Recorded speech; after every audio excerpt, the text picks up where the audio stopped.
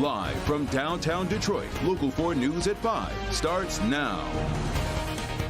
And we begin Local 4 News at 5 with a shot of snow across Metro Detroit. Look at this, but didn't last long. That's right. The good news, it melted almost as quickly as it fell. Smooth sailing as we take a live look at I-94 from our Metro Airport Skycam in Romulus. Let's start things off here at 5 with Kim Adams. Kim, pretty much as you said it would yesterday, came in and gone pretty quickly. Gone pretty quickly, and you might have noticed that camera shaking a little bit. This is why out at the airport they have wind gusts up to 46 miles per hour. So it's windy out there tonight, 40 mile per hour. These aren't temperatures, these are wind gusts. 40 mile per hour winds downtown, 43 in Ann Arbor. These are gusts, not sustained winds, but it is going to be breezy over the next several hours. Now, temperatures have climbed into the mid to upper 30s, even 40 degrees downtown. But after the sun sets at 6:05, those temperatures are going to start falling. Speaking of falling, here's what we had this morning.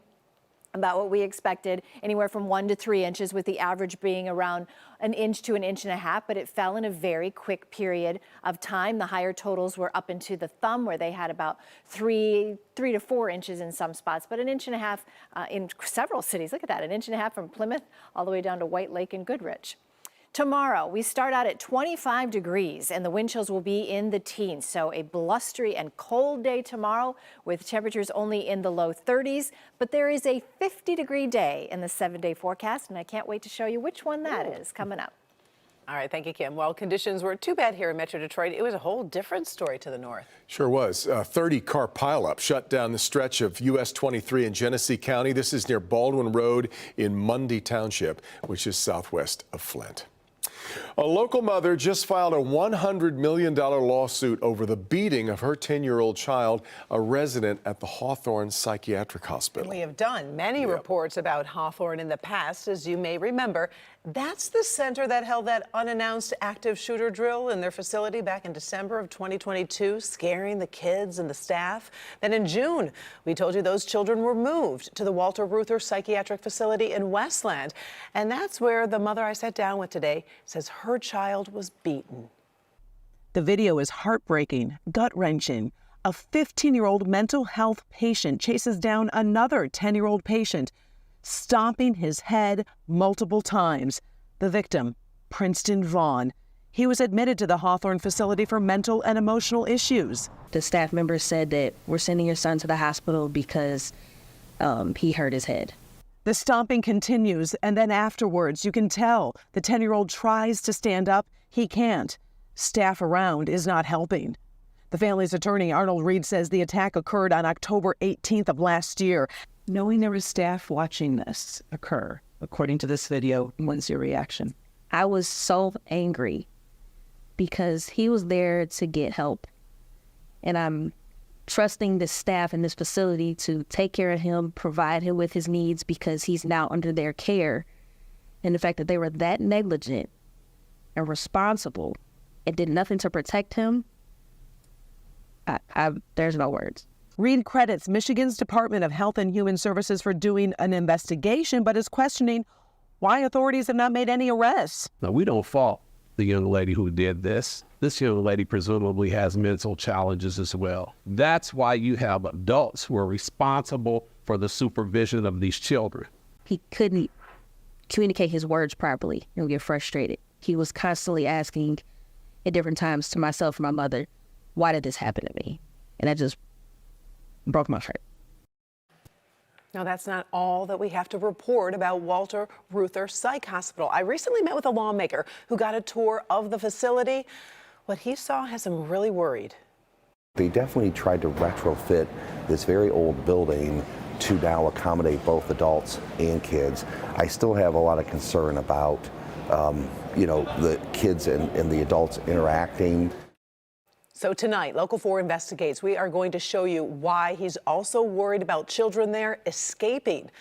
That's tonight at 6. All right, let's take a look at live pictures right now from Kansas City. That is Union Station, which remains on lockdown tonight as we learn heartbreaking new information about the life lost and the 22 people who were injured at the shooting at the Chiefs Super Bowl celebration yesterday. That shooting took the life of a mother of 2 Now we're learning a little bit about what may have sparked it and the chaos that followed in that huge crowd that had gathered to celebrate. Let's get to Jay Gray, who's in Kansas City for us tonight. Jay. Devin, good evening, and we're learning a lot more this evening, including the age range of the victims here, between 8 and 47. We're also finding out more about the suspects and hearing from a fan-turned-hero who rushed toward one of those armed suspects. People jumping the fence. Investigators now say the gunshots that ripped through a crowd of hundreds of thousands at the Chiefs Super Bowl parade in Kansas City were not fired by terrorists or violent extremists. This appeared to be a dispute between several people that ended in gunfire. Gunfire that killed 43-year-old Lisa Lopez Galvan, a popular local radio host, and her family says a huge Chiefs fan. Police confirming her death and upping the number of wounded or injured to 22. I didn't even know I was shot.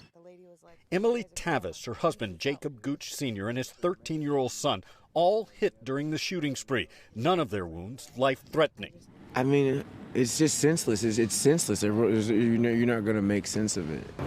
Still, investigators are trying to piece together how and why it happened. 3 suspects are in custody. 2, we've learned, are juveniles. The third, an adult tackled during the chaos by fans. It was just a reaction. When I was taking him down, I seen the weapon fall to the ground. So I knew right then and there, I'm like, okay, he's got one weapon, but this one's on the ground. He may have another one. I need to take him to the ground, and I need to keep him on the ground. Police joined by federal agents now continuing what they say will be a long and detailed investigation. A major focus of that investigation right now, bullets and shell casings found here at the scene, and police not ruling out the possibility that evidence could lead to more suspects in this case. In Kansas City, Jay Gray, Local 4. All right, Jay. Now, of course, here at home, the city of Detroit is now just 70 days away from hosting our own massive outdoor celebration. That's the NFL Draft. Hundreds of thousands of people are set to attend. And in the wake of what happened in Kansas City, Chief James White held a briefing today about security measures for the big event. Victor Williams has a closer look at just some of the tools police have at their disposal. Well, we're in DPD's real-time crime center where pretty much every space you can think of is being watched by the eye in the sky. It's one of the many reasons why the department says it's more than ready for the draft. We are prepared. We got a very comprehensive strategy of deployment, and we're very confident that our community is ready for this event. We have been in full preparation mode now for 2 years. Chief James White speaking on the NFL Draft just 70 days away, on the heels of the tragic mass shooting at a Kansas City Chiefs parade celebration. Our heartfelt condolences and prayers with the family, loved ones of Kansas City, tragic events. Just way too many guns in the wrong hands of people in our country. It's being made clear that Detroit is strategizing, ready for any and everything that can possibly happen, especially with the bird's eye view of every area at all times at the Real-Time Crime Center. It's an intelligence unit with intelligent people that know exactly what they're doing, and as you can see, they're studying our footprint right now throughout the city, not just downtown, throughout the city, and looking for ebbs and flows in crime. But what you're not going to see are the real difference makers in the event that something does go wrong. You will not know where our helicopters are. You will not know where our undercover operators are. You know, frankly, our undercover operators will be in jerseys and in the crowd. And they'll be moving and cheering like everyone else, but they'll also be reporting information to us that we need to know as we see anything that brings us concern and attention. And as you guys can see here, the clock is ticking. Best believe that the police department right here in Detroit is going to be in the right place at the right time with the right attitude, ready and willing to get the job done. Live tonight, Victor Williams, Local 4. All right. Thank you, Victor. And by the way, grab your phone right now. There is a QR code there. And if you want to check out the plans for the draft in Detroit, we have a full write-up on clickondetroit.com with renderings of what it's going to look like downtown.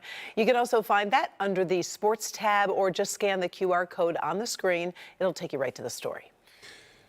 James Crumbley is the father of the Oxford school shooter, and as some predicted, he is asking to move his upcoming trial out of Oakland County. And that's after his wife, Jennifer, ended up convicted of 4 counts of involuntary manslaughter, the same crimes that he is charged with. He doesn't think he can get a fair trial. Rob Maloney live tonight with what he and his defense attorney are saying. Ron? Well, his defense attorney is Mario Lehman. This is the filing that we have here. It's a rather lengthy document, but essentially what she says is the standard in law is that if the media coverage becomes too widespread and egregious and creates a circus-like atmosphere, that a change of venue is required. And that's what she says is happening here.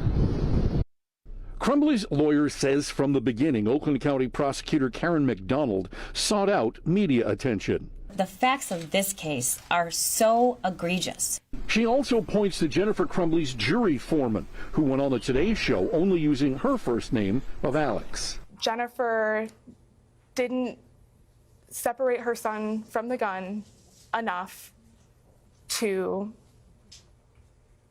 save those lives that day.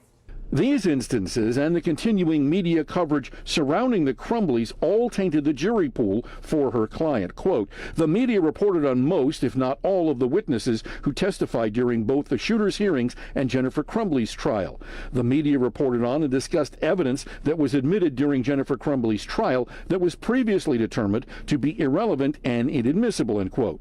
She actually called the number of people interested in the case alarming, adding, quote, it appears that more people are interested in James and Jennifer's cases than the shooter's case, despite the fact that the shooter planned and carried out the school shooting, admittedly without anyone else's knowledge, end quote. In wrapping up her argument to the judge, she wrote, quote, Mr. Crumbly fears that due to this publicity and the strong sentiments of this community, he cannot get a fair trial from a jury selected in Oakland County. Therefore, he seeks a change of venue, specifically to have the trial held in a different county, end quote. Now, here's the thing. The prosecutor's office is going to be responding. I'm told it's going to happen any minute now. We've not seen it. But in the meantime, it's likely that they will object to a change of venue because they did the last time James Crumbly asked for this way back when he was first arrested. Reporting live, Rod Maloney, Local 4. All right, Rod, we will let you get out of that wind that Kim Adams was talking about earlier. You see the camera bouncing around.